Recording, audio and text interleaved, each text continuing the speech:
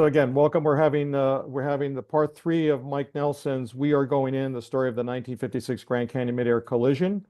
Um, Mike is president of the patrons of the 1956 Grand Canyon Midair Collision group, which used to be called the Families Group, but it's much broader now.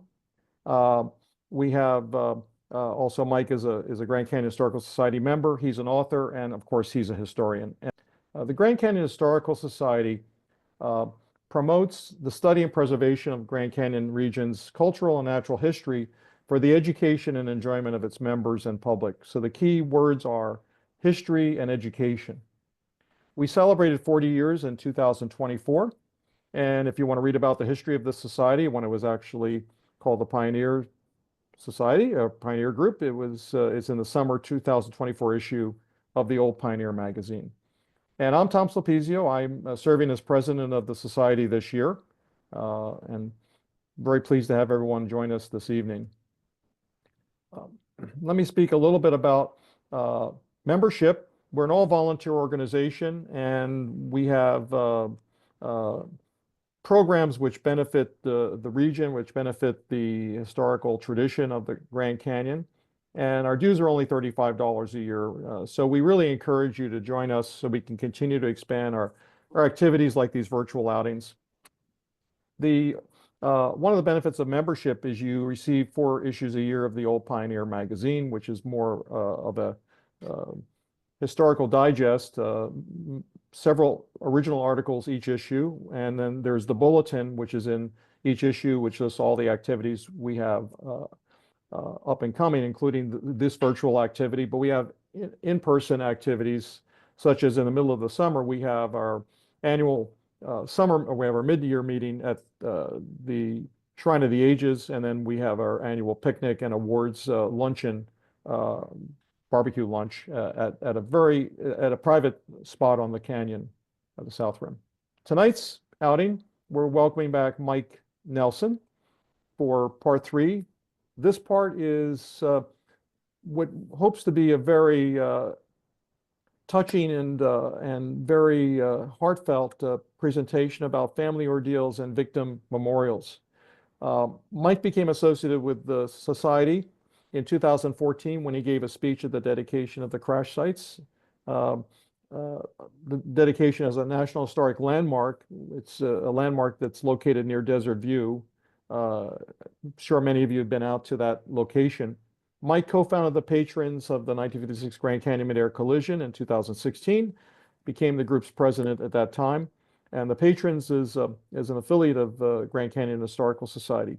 Mike and his wife Barbara, and I must modify this, Barbara, to include your new responsibilities. So Barbara's not only secretary, but she's also the webmaster for the website of the patrons, and she's also the events coordinator, as we have some major events planned in the coming year as we move to the 70th anniversary of the Midair Collision. They live in Waverly, Iowa, and they publish a quarterly e-newsletter which provides updates on various subjects. Several are in partnership with the Grand Canyon Historical Society. Insights about the accident and its victims, and Mike regrettably lost his uncle in the accident, and I lost my father, as many of you know. Well, hi, everybody. Thanks for tuning in. Today, I'll be giving the third installment of my lecture series on the Grand Canyon Midair Collision of June 30th, 1956. In this segment, my subject is what the people involved went through. Over the years, I've learned a great deal about what it was like for many of the families, and I want to describe their sufferings as well as I can. But of course, I know my own family's ordeal better than any other. And so for the sake of portraying substantially much about at least one family, I've decided to emphasize my own. For those of you who don't recall, oh, Tom just said it, my own uncle was one of the victims. And that is the tragic source of my greatest knowledge about one particular family.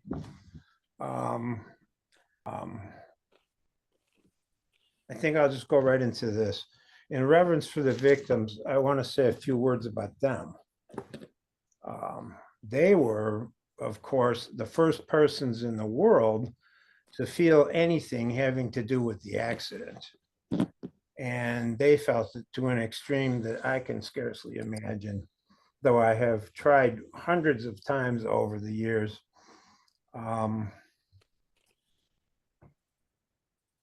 Words can only point at this, but can never touch it. It was absolutely horrendous. And I can use, for those people, and I could use every synonymous or similar adjective and never come anywhere near describing it. I mean, like, try grasping how many grains of sand there are in any beach you want. And you will have some sense, not of the immeasurable terror those people went through, but rather of the futility and impossibility of succeeding at imagining what they went through. Thank God it only lasted for a couple of minutes, but of course for them, that was also an eternity. Any of us who have been through something really terrifying and horrible know how long it seems to be taking, even though it could be only seconds or minutes. Anyway, somehow the word got out, whether it was leaked or disseminated as an obligation by some group. And it was not long before reports began being broadcast on television and public radio that 2 airliners were missing. It was not long before some of the relatives of the friends and friends, I'm sorry, I'll start that over. It was not long before some of the relatives and friends of the victim heard one or more of these reports. And that is where the public's emotional reactions began. Many persons associated with either of the airlines found out before there were any broadcasts. They were the first to be told. At about the same time that the airline first found out, a trusted employee at TWA at Kansas City approached another employee named Helen Cruz, who was working there in the company commissary preparing meals to be taken aboard upcoming flights that would encompass dinner time.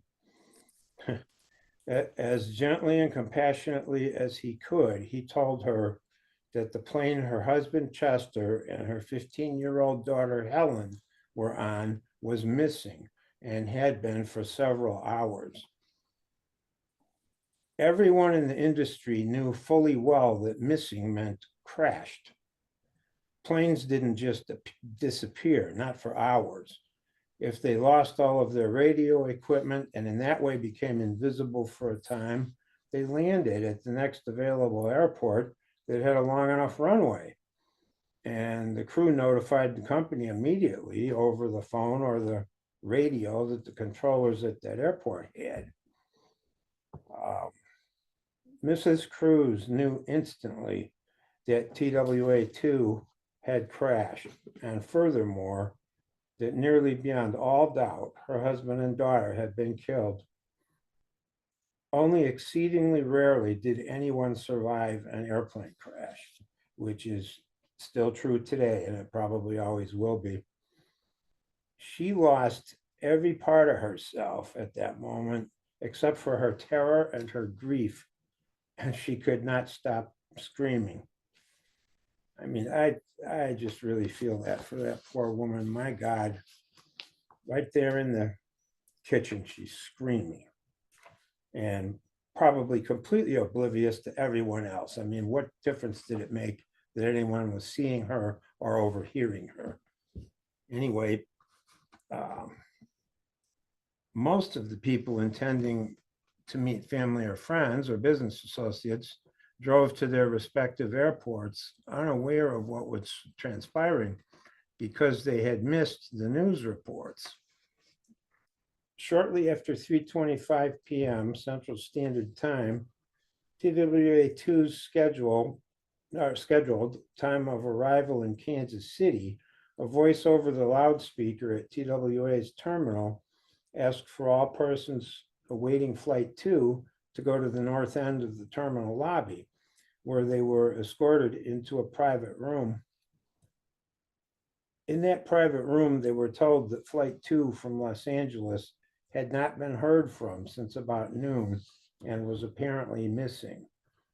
A doctor and a nurse had already been summoned and administered sedatives and smelling salts. There in that room began the trauma of those who were to meet a passenger at one of the scheduled airports. At 5:25 p.m. Central Daylight Savings Time, exactly an hour after TWA-2 should have pulled up to the gate in Kansas City, United 718 should have pulled up to the gate at Chicago's Midway Airport. Among the throng that were waiting, my grandfather, Guy Grossance, and I, and my mom and baby sister Karen were there to meet my Uncle Jack, Grandpa's son, and my mother's brother. The hour had passed 5:25, and for all of the adults at the terminal, the first hint of the tragedy was at hand. And then over the loudspeaker system came the request for all persons awaiting Flight 718 from Los Angeles to come to the ticket counter. This is unbelievable stuff. This was a relief and a comfort to some who had begun to worry, because clearly they were to be given some news. But for the more astute, it was a shock. A simple delay would have been announced over the loudspeaker. So it could only be serious and therefore threatening that everyone was being summoned to be told something discreetly and face to face with whoever would tell it. Something was wrong, and those who were instinctively more acutely aware knew it. Once they had gathered, they were directed to a room nearby. Now the astute were sure, and the naive were afraid. It was obvious to all of them that this was exactly what would be done if there had been a crash. Inside that room, the ground was gently and undeniably pulled out from under. Stanley Mills, a passenger service supervisor, told everyone that the airline did not yet know what had happened, but Flight 718 had been missing since about noon. An elderly, well-to-do woman in the group immediately broke into tears and began sobbing. She had come to meet her husband, Albert Vogt, and their 6-year-old granddaughter, Carol Jean Church, who Mr. Vogt was escorting from her home in San Diego to his home in the Chicago suburb of Evanston for a summer vacation.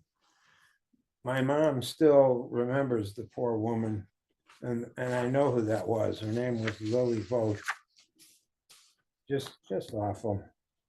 While this was happening in Chicago, people waiting at TWA's terminal in St. Louis at Lambert St. Louis Municipal Airport were becoming increasingly anxious. St. Louis and Chicago were on the same time system, and up until about 5:30, the time that people were waiting for Flight 718 in Chicago were called to the ticket counter, the flight board at TWA's terminal in St. Louis displayed the message "late" next to the listing for Flight 2. TWA-2 wasn't due until 5:57 Central Daylight Time, and many had arrived plenty early, about an hour before Flight 2 was to arrive. Most of them inquired at the ticket counter about how late Flight 2 would be. They were given only the disquieting, cryptic answer that no more information was available yet. But then around 5:30, late was replaced by the chalked-in message, "More information at 7 p.m. My God, I can't believe that anybody wrote that. I mean, can you imagine what it would have been like sitting there at 5:30 and the airline is telling you they aren't going to say any more for an hour and a half? Whoever composed that was probably very nervous and did not realize the implications of what he wrote. This was a truly frightening promise, because it obviously meant either that the airline did not know where Flight 2 was, or they knew and were withholding the information pending deciding how to review it. At 5:40, the chalked-in message was erased, leaving a blank line next to Flight 2, and the employees who had been present in evidence retreated into the back room. Some of the people waiting, rather for some of the people waiting, the bottom must have fallen out right then. It was the third indication that something was seriously wrong, and the most portentous of the three. And I've lost my place. Just a second. Sorry. Here we go. Then at 5:45, after only 5 minutes of discussion in the private room, Mr. Edgar Willer, a TWA passenger service representative, emerged from the back room and greeted the group that was waiting for Flight 2. Mr. Willer certainly felt something powerful too: sorrow, despair, helplessness. In a tone almost as remorseful as if it were his own fault, he said, "I'm sorry, folks, but there's some bad news. Flight 2 from Los Angeles has not been heard from and is apparently lost." People gasped. Many of them blurted out their alarm and their helplessness with terse, desperate exclamations. Many of them looked around the group at the strangers they were with, looking for some sign of confirmation or denial in their eyes. Whether they looked to their companions or to people unknown to them, most of the people in the group found only extreme anxiety and deadly serious fear, the same things they themselves were feeling. Innumerable times throughout their lives, most of them had, at least in passing, dreaded the prospect of being in such an awful situation in the future, and now it had finally become a reality. This was it, and most of them knew it. Some of the people in the group asked questions, the obvious and imperative ones, like, what has happened, or where are they, or has there been a crash? The only answers that Mr. Willer could give them were that no one knew yet, and he said, we have had no word for many hours. There is a possibility that the plane may have had a forced landing. He was trying to soften it and be kind. Despite his kindness, most heard this as crash landing or simply crash, not forced landing. Many of them somehow maintained grave composure, holding off on their feelings until they had definite word. Many others could not bear to have been seized by their own fear and by the circumstances, and lost their reason quickly as their fear escalated to panic or shock. Mrs. Shirley Jeffrey, for example, had come to the airport to meet her husband, Wayne Jeffrey, who had been in California on business. She suddenly began screaming, crying out uncontrollably, over and over again, as though she were being repeatedly stabbed. A man next to her helped her stagger to the back room, where she was treated by a doctor. Terror overcame Mrs. Robert Lacey, who had come to meet her half-sister, Bessie Whitman. She was wide-eyed with fright and with shock, and she called out, "I feel like I'm going to faint." A gentleman nearby held her up on her feet and walked her to the back room. Others were near collapse, and several simply wept, doing nothing else. It was a dreadful, heartrending, overwhelming scene. They had now all joined their counterparts at Kansas City and Chicago. In the midst of this agony, this part's just incredible to me. In the midst of this agony, people were still arriving at Lambert St. Louis Airport to meet Flight 2, people that had no idea what was going on. They were like unsuspecting patrons walking in on a bank robbery in progress, who in disbelief see the other patrons lying on the floor and are quickly taken hostage themselves. They were consumed by the devastation and sorrow in that space the moment they walked in, knowing beyond all doubt what it had to mean. Still, most of them hung on to one last thread of composure and asked the nearest stranger in the turmoil the fundamental question, what's wrong? In the answer, they rapidly succumbed to the onrush of their own feelings and evinced grief or fear or despair, crying out in anguish. They had become part of the pool of suffering. At Midway in Chicago, Grandpa went to a phone and called Grandma. She had been cooking dinner for the four of us and her son, listening to music on the radio while she did. And just before Grandpa called, the music was interrupted by a news bulletin that told of the missing planes. She was petrified, and she told Grandpa that the radio was saying that the planes were down. No one in the world knew this yet for certain, so the radio probably said that the planes were feared down. But in her trauma, she could not have been expected to get it exactly right. She implored Grandpa to come home right away. When we got to Grandma and Grandpa's house, Grandpa pulled the car into the garage, meaninglessly led by habit. I mean, what did he care if it got rained on that night or not?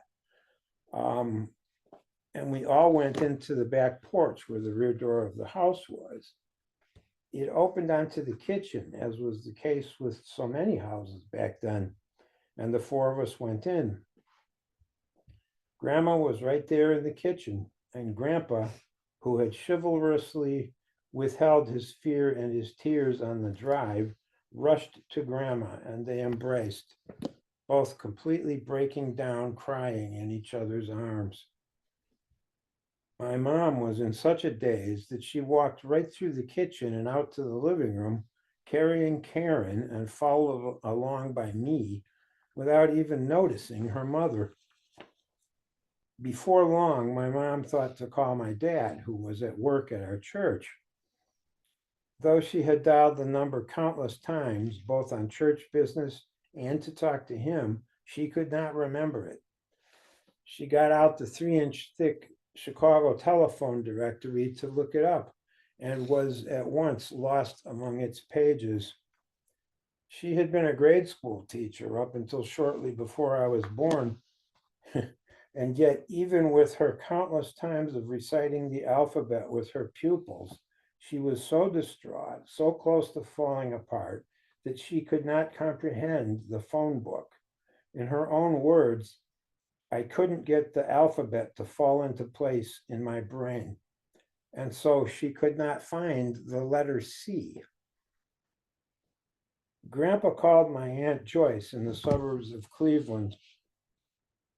In moments, she realized that this was the kind of phone call everyone dreaded the most. She had not heard a word about any problem with her husband's flight, and immediately she put up a mental wall to block out the truth of Grandpa's words. She was outwardly polite and dignified with him, while internally thinking impassioned things that even after 40 years, she could still clearly recall. Things like, how thoughtless it is of him to call me long distance to tell me that Jack's plane is missing. How can he even suggest that there may have been a crash when everyone knows that it is impossible for anything to have happened to Jack? How rude it is of him to burden me with this ridiculous concern and to scare me. They must have landed somewhere. When she got off the phone, Aunt Joyce was vividly alone. She was acutely aware and on the verge of panic. In her awful isolation, it occurred to her that maybe there was something to what Grandpa had said after all. Maybe it was real. She reached for the knob on the television set in case there might be a special report, but she was deathly afraid and she couldn't bring herself to turn it on. Then she went back to the phone and called a friend of hers, no doubt her best friend, but she was utterly unable to speak when the friend answered. She just remained paralyzed for a few moments and then hung up.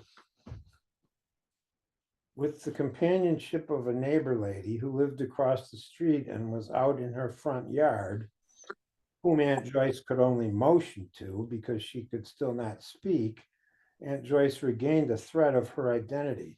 She was able to say, "Jack's plane is missing."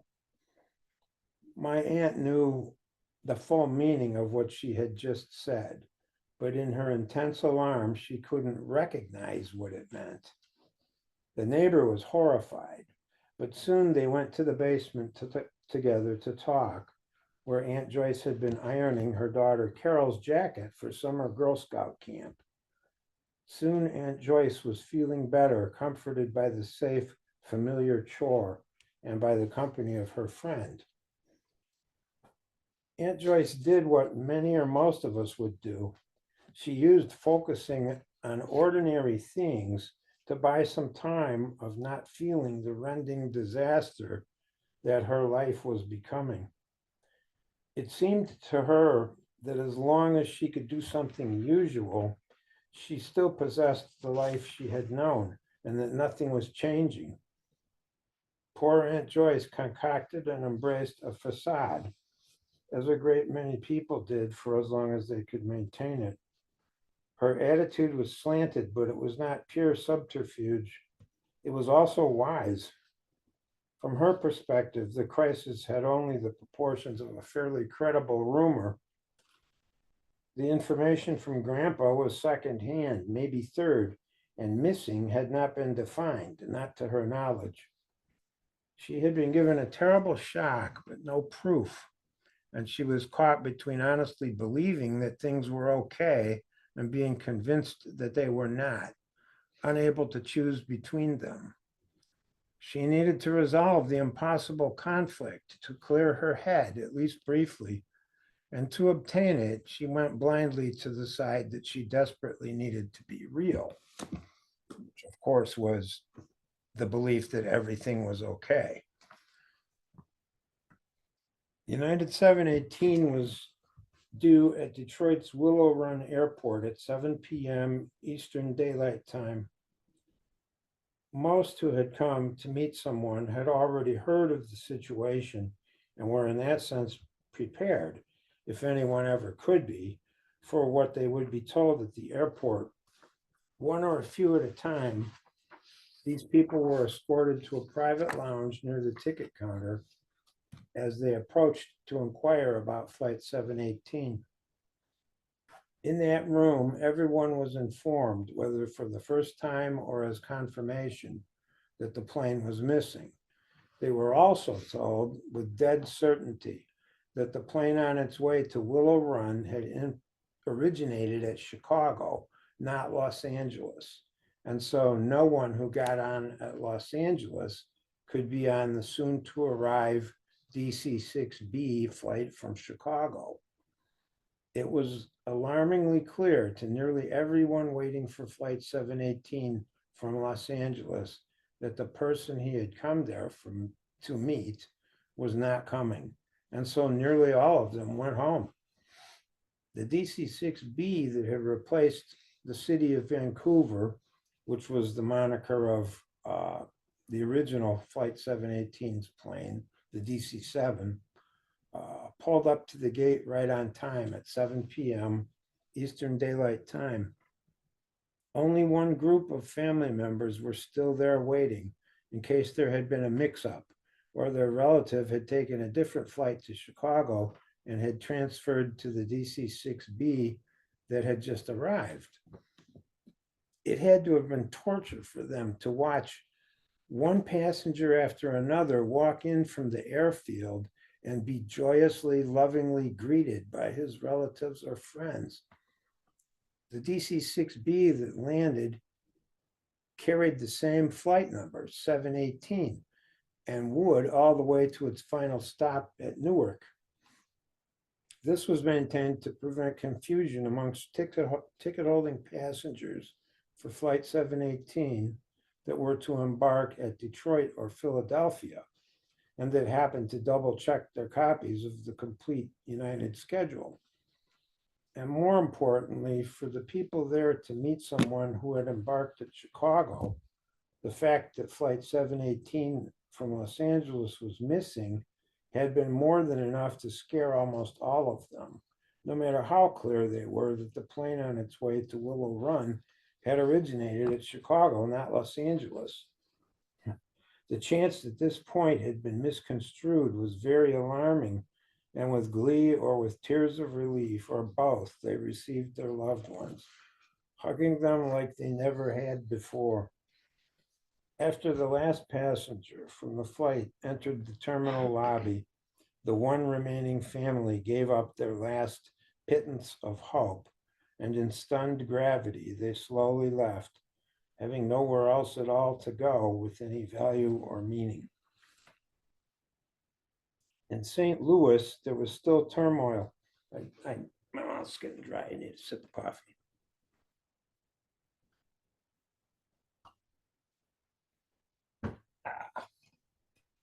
Now, where was I? Oh, thanks. In St. Louis, there was still turmoil. It had been just over an hour since the Star of the Seine, the TWA plane, should have arrived, and many people who had come to meet it were still there. Some were still reeling, overwhelmed and in tears. Surely they had no grasp of time, nor did it make any difference in the world for them to have had it. Bit by bit, they found their composure, recovering their balance. Some used this regained faculty to leave the airport on the advice of airline personnel and to go home and wait there for more news. The waiting, isolated from the rest of the unfamiliar family members and the reassuring airline personnel, representing order in the uniforms they wore, had to be excruciating, as bad as that suffered by family members waiting in the lounge at a hospital for word that their loved one, who was undergoing a very dangerous surgery, had survived. Others who had partially or nearly wholly regained their balance used it to firmly establish themselves. None of them completely regained their balance. How could they have, juggling an unfamiliar, momentous situation?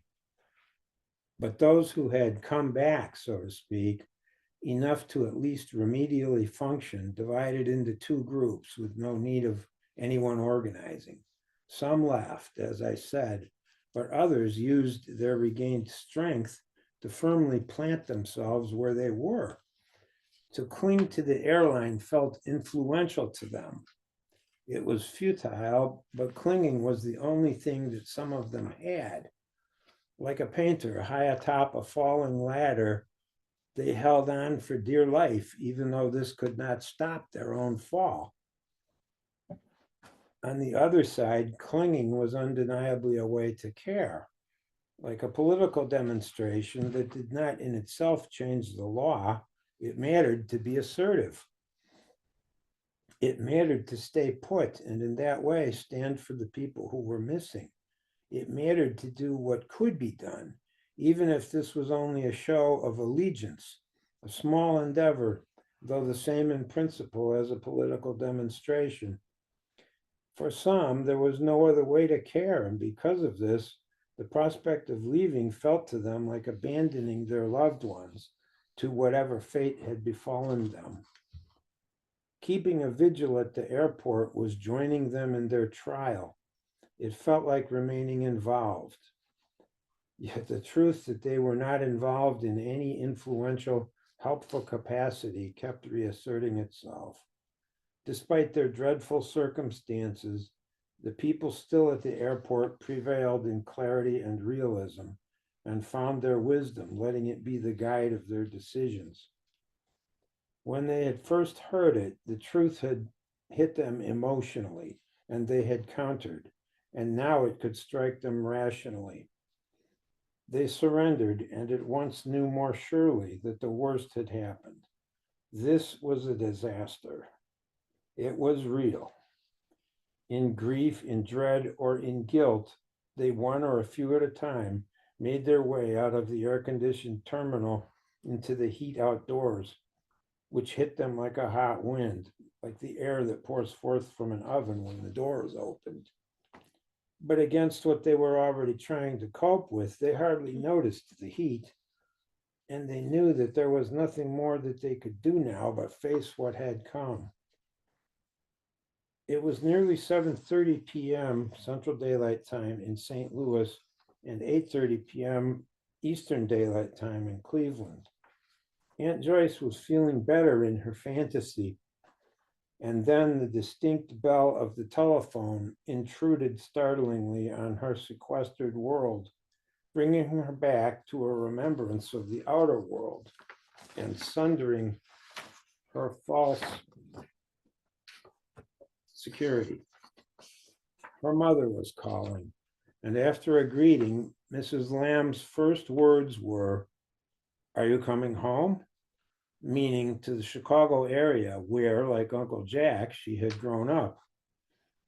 Up until then, Aunt Joyce had successfully negated the whole thing, denied it entirely, and in mild rebuke, she asked, "Why? Why would I come home?" Her mother replied, "Oh, you don't know." That simple statement, in its momentously meaningful incorrectness, in the truth it alluded to, in the way it implies that her attitude was inappropriate because she actually did know, and in the trust it evoked because of who had made it, shattered Aunt Joyce's delusion, and then she knew that she knew. She froze in terror and could not speak, and thrust the phone into her neighbor's hand. Aunt Joyce was falling into the whirlpool of her gathering trauma, and she was terrified and desperate about what was happening to her. She feared for her sanity, and when her neighbor got off the phone, she implored her to call the minister and the doctor. They both came right away. And soon after that, many other people came to do whatever they could. And one at a time, the girls came home from playing. How strange it must have been for them to come home to a house full of people, none of whom were smiling or laughing. What looked like a party couldn't be, and I'm sure that that disturbed the children. They didn't know what to make of it. Neither plane had been found yet, and Aunt Joyce realized that far more time had passed since the planes disappeared for anyone to entertain any possible explanation other than a crash. If they had crash landed and there were survivors, certainly one of them would have found a way to notify the authorities after having had so many hours to do so. She was an intelligent, sensitive, virtuous, cultured, strong-willed woman. Her character was as good as what most of us ever aspire for ours to be. And so she had the insight and the wherewithal to trust what she knew without having to see it first. She was certain that the planes had crashed. And from her past experience with airplane crashes, she was also sure that everyone, including her husband, had been killed. She got down on her knees and hugged little Carol, the 10-year-old, and feeling loyal to her daughter, who would have to know no matter what, she chose to reveal the truth sooner rather than later. The same respect that would nearly always be accorded adults, rather than humoring them and letting them carry on as though nothing were wrong, Aunt Joyce felt compelled to give to Carol. Holding her tightly, she said, "Your daddy's plane has crashed." Carol asked, "Will he be all right?" And her mother, concisely, with no possibility of misinterpretation, said simply, "No." As she and Carol wept, Aunt Joyce felt a shudder move up and down Carol's little body. Most of what was going on was nebulous or non-existent in Aunt Joyce's memory because she was oblivious to it at the time, like a little girl who had fallen very ill and was only vaguely aware of the actions and conversations of the adults around her, only tenuously identifying the images of their faces and not understanding the sounds of their voices, feeling the modulations of their tones without comprehending even the simplest words ordinarily would. Many people in the house, I'm sorry, many people were in the house, but for the most part, they were a dream that never quite manifested. She didn't recall what happened next after holding Carol, and she couldn't recall telling Claudia. Aunt Joyce's neighbor friend, who had stayed with her straight through, obtained information from Mrs. Lamb, Aunt Joyce's mother, over the phone on how to get free emergency passage on a late night flight to Chicago. The neighbor made the arrangements. It was becoming late at night, very late for an 8-year-old and a 10-year-old, about 9:30 p.m. Eastern Daylight Time, and yet the girls were not tired. It was past their bedtimes, and yet each in her own way was feeling the gravity of the circumstances, and that was more than enough to open up their reserves of energy and keep them both awake. To occupy her own heart and mind, Aunt Joyce began doing practical things with her daughters, like helping with dressing them for the airplane trip and packing for herself and for both of them for a prolonged stay. Her mind was alternating between deliberate, sensible, conscious thinking and detached thoughts and actions, removing herself for a short time from reality. She particularly remembers looking at herself in the bathroom mirror, putting on lipstick, and suddenly realizing what she was doing, right in the midst of the reality that had come, and thinking, this is so silly. How can you automatically do these things when something so terrible is happening? Aunt Joyce's neighbor and her husband drove Uncle Jack's family to Cleveland Hopkins Airport to take an 11 p.m. Eastern Daylight Time United Airlines flight to Chicago. This was the very place, even the same airline's terminal, that Aunt Joyce had happily and proudly said goodbye to her very successful man of the world husband, and Carol and Claudia had lovingly said goodbye to their father. Grandpa drove to Midway Airport, to the United Airlines terminal, the very place he should have joyfully greeted his son 6 hours before. It was about midnight in Chicago and 1 a.m. in Cleveland. I can scarcely imagine what it was like for him to be sitting in that lobby and suddenly seeing his daughter-in-law and his grandchildren appear from the airfield side of the building instead of his son.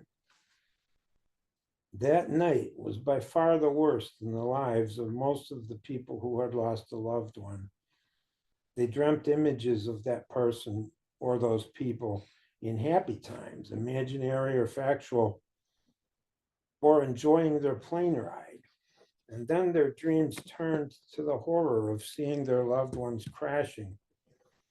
Almost all of them woke up severely startled, breathing in a panic, and wrestled for a moment with trying to know whether what they had just seen was a nightmare or real. They sat up in their beds or on their couches and turned on the lamp, determined not to fall asleep again and risk repeating the horrible experience. Many others could not sleep at all. Even drowsiness was impossible for them. They sat in their living rooms or their kitchens, stunned. When the morning came, many of the people who had lost a loved one passed through the comforting feelings and security that seeing their homes gave them, as they always had, with everything in place, just as it had been the day before. And then they remembered. Some of them collapsed. Some cried out, begging things like, no, dear God, this can't be real. Most of them found themselves and went through the shock and grief all over again, as though the news had just reached them. The worst night of their lives had given way to the worst morning of their lives. Most were already in the company of their families, and those who weren't or had no families, and thus were unbearably alone, desperately contacted anyone they trusted. It was Sunday, and some went to church to give themselves to God as an offering, beseeching him to overturn reality and spare their loved ones. They prayed and prayed as though prayer were the only reality. The days went on, each but the first a repeat of the one before, and the families waited together in deadly seriousness. They waited. They waited in fear. They waited in dread. A few had the brief respite, even in those circumstances, of being charmed and laughing at the antics of their small children or grandchildren. Their complete obliviousness to what was happening, their complete innocence, joined with their clowning, pierced even the horror and touched the hearts of whichever adults were watching them. And then for many, their amusement returned to the reality of the crisis they were in, and the tremendous contrast between happily watching little children playing and remembering the surrounding circumstances made many of them cry. The children could not understand, but they were sensitive enough, as all children are, to recognize and feel the sorrow of their parent or their grandparent. And they sympathetically went to them and touched them and asked, "What's wrong, Mommy?" Or "What's wrong, Grandfather?" Many of the weeping adults could say nothing to the little ones beyond, "Come here," and then held them lovingly. These scenes were played out hundreds of times in homes all across the nation. And then the news came over the television or the radio that both planes had been found and that no survivors were expected. The planes were so destroyed that there could not have been. The scene at each crash site looked like the planes had been put through some fantastic, gigantic tree shredder and turned into nothing but the metal analog of mulch. At each crash site was a huge blackened area covered thickly by the blackest soot. No one could have lived through that. So all of the family members had been shockingly cast into the next level of trauma. The words, "No survivors are expected," kept resounding in their heads, repeated as to give them opportunity after opportunity for the worst words they had ever heard to sink in. And from there, they waited anew. They waited no longer in fear and dread so much as in grief. They waited in grief that beyond all reasonable doubt, their loved one had died. And still they waited, now with that altered emotional nature, for the absolute, unquestionable word that their loved ones had been positively identified. The United team found 3 victims near the base of the promontory into which United 718 had crashed. The next day, July 3rd, 2 of them were positively identified in what were the first identifications from either site. Their families were the first to know beyond any possible doubt that their loved ones were gone. This was the final blow in an escalating series of terrible and then traumatic news. The families were crushed, robbed of all hope, stripping them of most of who they were as persons, leaving them only with the capacities to suffer and to cry. Later in the day, TWA announced to the press that it would be impossible to identify any of their victims and that a mass funeral service would be held. This was more crushing news for nearly all of the families of TWA victims. It signified that the final place inside of them in which they could still doubt would never be filled. It was as though their loved ones had vanished without a trace and could still be somewhere in this world. They knew the nearly limitless improbability of this, and yet they were still beset with that last doubt and would be forever. This was torture for many, and this time they cried out, nearly screaming in anguish. On Wednesday, the 4th of July, TWA overturned their claim of the day before and announced to the press that they had made their first positive identification.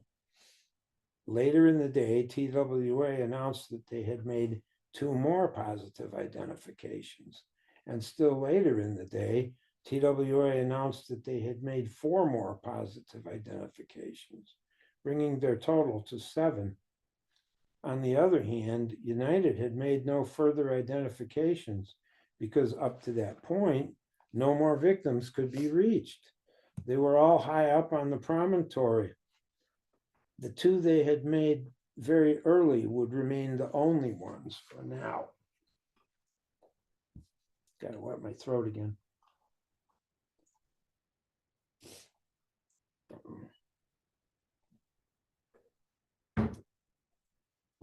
That night, 9 families across the country. Notice how much better my voice sounds after I took that sip of coffee.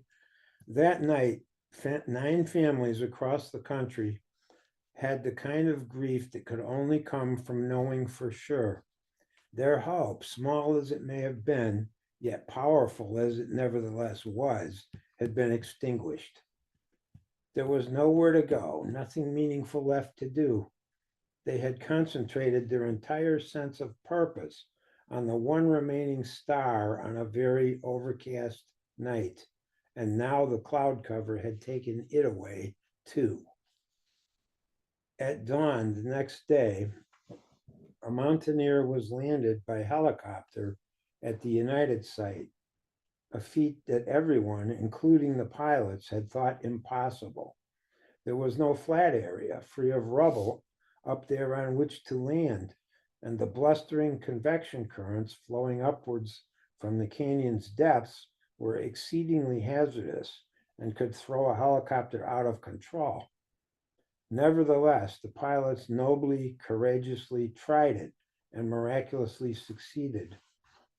Emboldened by their achievement, the pilots left right away to go down to base camp at river level and take aboard one more mountaineer.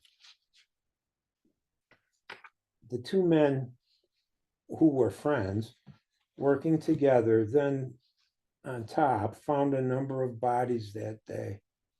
But for lack of any equipment like stretchers or body bags, all they could do was memorize the locations. No more landings were risked that day, and so the victims could not be retrieved until the following morning, Friday, July 6th. On Friday, with the help of many more United personnel and a Swiss mountaineering rescue team that had flown in from Switzerland, many bodies were found and transported to Red Butte Airport, from where they were flown to Flagstaff, where a temporary morgue had been set up. United made astonishingly swift progress identifying the remains. Many more were found the next day, Saturday, July 7th, much lower in the very dangerous gully in which the DC-7 had crashed. Between Friday and Saturday, numerous bodies were found and transported, with at least one discovered on Sunday, July 8th. United's forensics team managed to identify a great many victims, bringing the total to fully 29, exactly half. Hundreds of people suffered the final blow, crushing the life out of them with the coming of that phone call. One of them was mine. All week, every time the phone rang, it jolted everyone at Grandma and Grandpa's house. No one felt any hope in the call being a relief. What relief? Finding out that they could stop praying and release their agonizing hope? That would be for fools with no comprehension at all of what was going on. Finally, on Saturday, July 7th, The phone rang, and this time it was the call that everyone had dreaded and feared and hoped against. As the head of the household, Grandpa answered the phone. When he, now it's getting to me. Just a minute.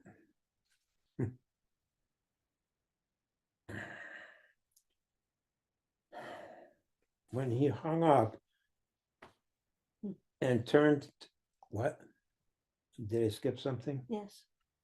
Grandpa answered. Grandpa answered the phone. Oh. When he hung up and turned to everyone and told them, everyone immediately cried. Some were near collapse and abruptly sat down on the davenport or the nearest chair. Grandpa simply sat down and wept. He had known all week, with every part of himself, but for a small corner of his mind, that his dear and only son was gone.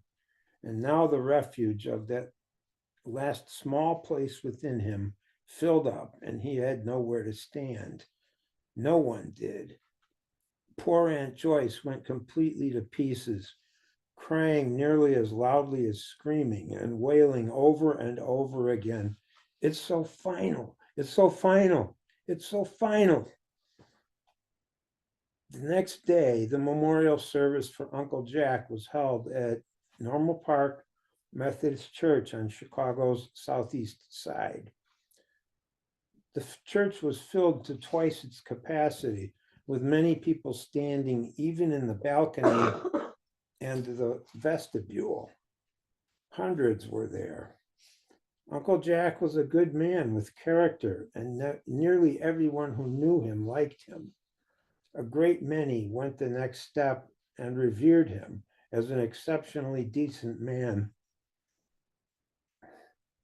Jeez, that's getting to me too. My mom had been a member of the choir up until she moved with my dad to a new home 15 miles away and had joined that church. She had a beautiful voice, yet every time she tried to sing the hymns, she couldn't get past the first couple words and just broke down crying, unable to speak or sing.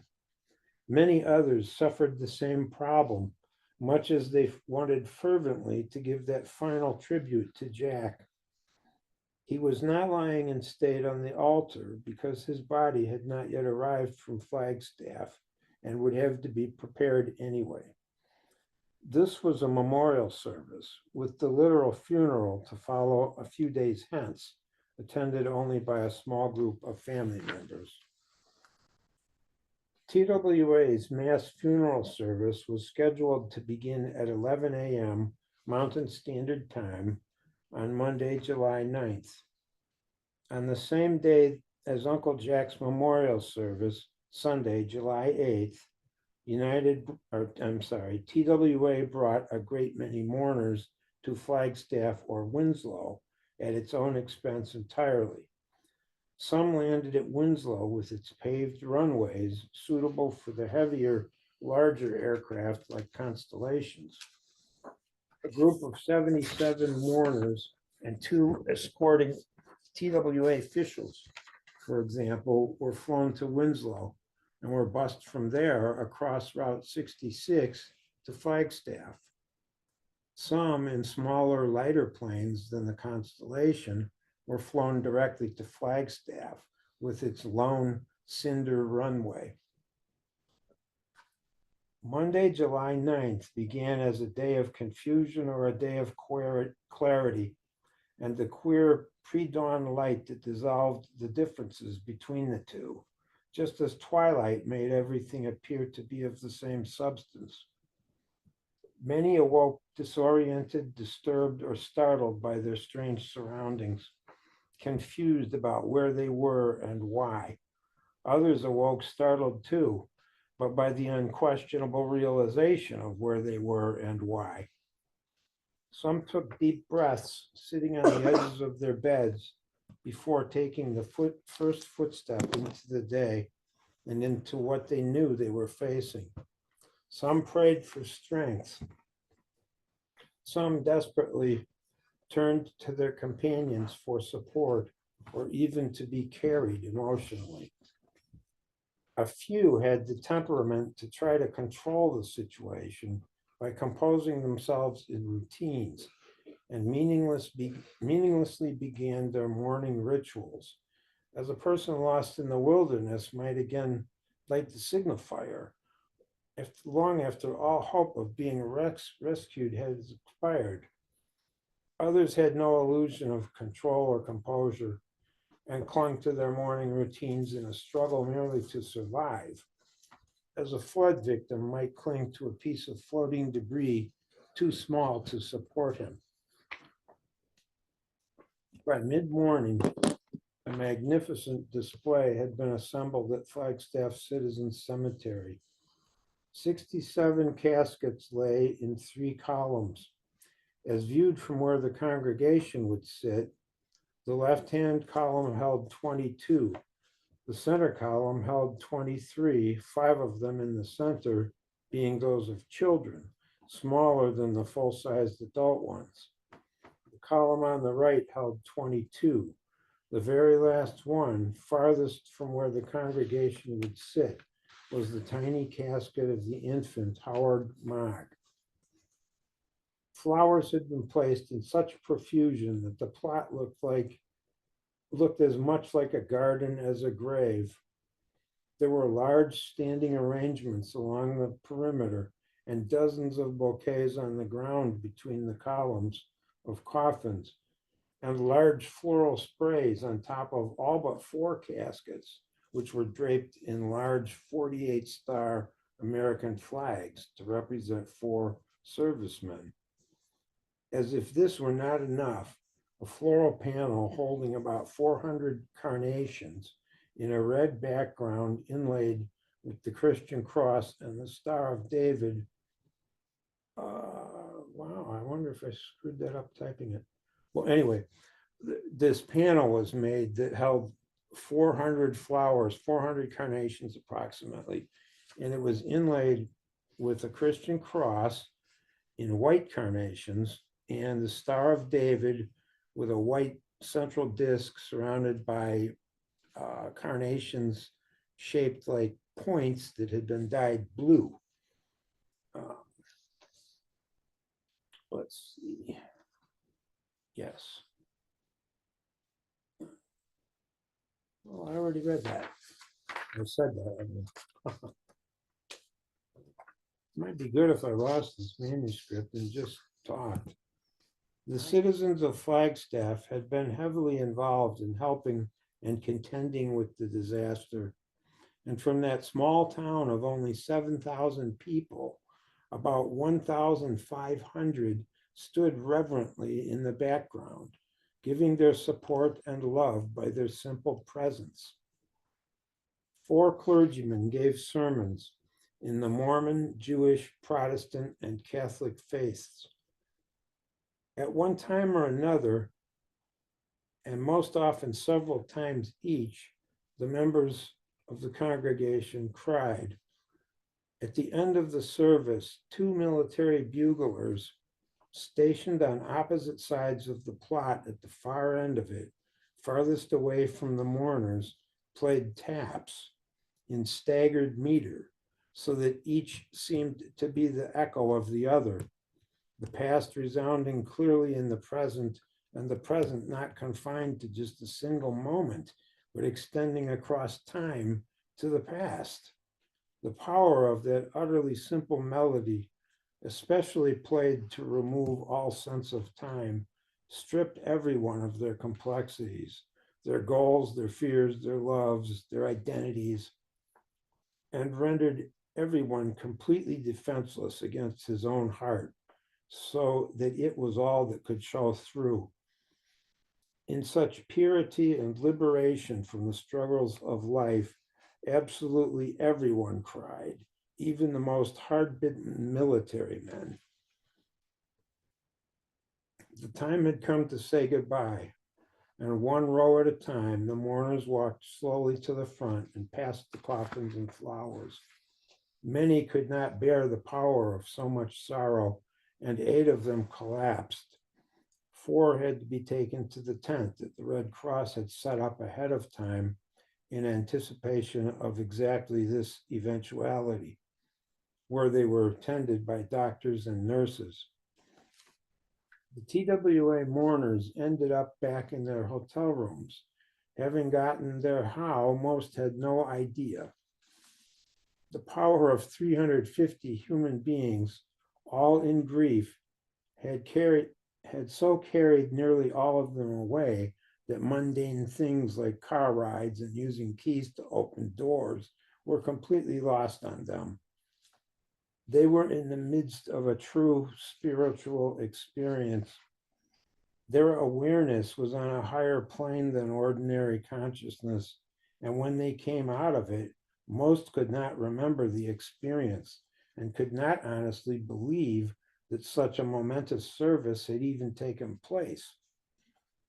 Others remembered the service clearly, and even the small details of their activities from there to their hotels, but had likewise been in such a high state of consciousness that though they believed what they had seen, they could not believe that they themselves had been part of it.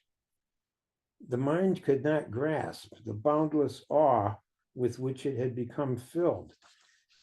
And so either it could not identify the service as real, or it could not verify it as something in which the person had actually participated. My goodness, that was abrupt. The very next sentence says, "This concludes my speech." I'm surprised. Anyway, I'll say that. This concludes my speech. And I hope that many of you were moved by it as I was, and that you will ponder it as time passes, as I have and will continue to do. I'm sorry to say that I had to make the difficult decision to omit United services from this installment for lack of time. I abridged this speech to the tune of 9 pages, some of my best writing, and for the sake of cohesiveness and avoiding oversimplification, the United services had to be in that group of 9. I will cover that subject in the next installment. Anyway, thank you very much for tuning in, and I'm grateful for your interest and your involvement. That's the end. Thank you very much, Mike. I want to, excuse me, I want to open the floor to any comments. If you want to put them in the chat box or go off of mute, you can then ask directly. Someone named BAK, how long was it before anyone in your family flew again? This is, I guess, for Mike. Are you asking me? Yes, I'm asking you, when was the first time, I mean, other than maybe for these memorial services, when was the first time they flew again in your family? After the memorial services, it was quite a while. I mean, the very night of the accident, Aunt Joyce and her girls flew from Cleveland to Chicago, but that was just about the end of that. I mean, nobody wanted to get on an airplane. And I, for almost my whole life, would not get on an airplane. I got on one, I don't know, 6 months ago, and I felt okay, but when I was done, I vowed to not repeat that experience. We've all got to go. And if I can help it, that's not going to be the way I go. It's too horrible. Anyway, does that answer your question? Well, it's yes, it answers the question, and it's a great heartfelt lecture you gave this evening. We didn't really miss any graphics or presentations or photos because this was more of a storytelling. We had a previous presentation about a year ago, last March, which was very similar, and it works well when it's a story like not even a story, a recounting of an experience you just went through. Kim Christensen has asked, let me see here, get to that. He's also said, excellent, excellent, excellent, very moving. He took the words out of my mouth. And You hear me, Tom? yes, can you hear Okay, me? and Kim can hear Mhm. me too? Yes, you're on audio. Yep. Thank you, Tom. Anyway, And regarding the United Memorial Service, yeah, that'll be in the fourth installment, which we are still working on the schedule and want to respect those that we've approached for presentations later in the Mm. years. You've seen from the announcement from Karen, we have lined up virtual outings through September and then into the fall, and we have extended invitations. So we'll get your fourth installment in at some point.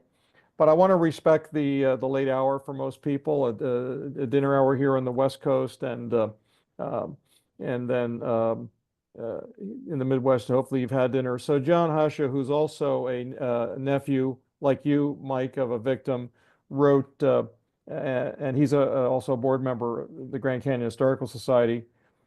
He said his parents had a home movie of the United Service, which I hope to see. I'm going to Yeah. be with John later this week as we go over to Flagstaff for the board meeting. I don't know what became of it. Oh, I should have read that before I said I'd like to see it. My parents are seen in the film. Um, that would be fabulous. it would be a fabulous film for John. would John give has got a two lot assignments. He needs to that. find the aircraft that his uncle was working on in the backyard, and he needs to find the home movie. Mhm. All right, everyone. I'm gonna stop the recording and sign off so we can all move on this evening. And Bye, thank you everyone. both. And let me just stop the recording. Welcome.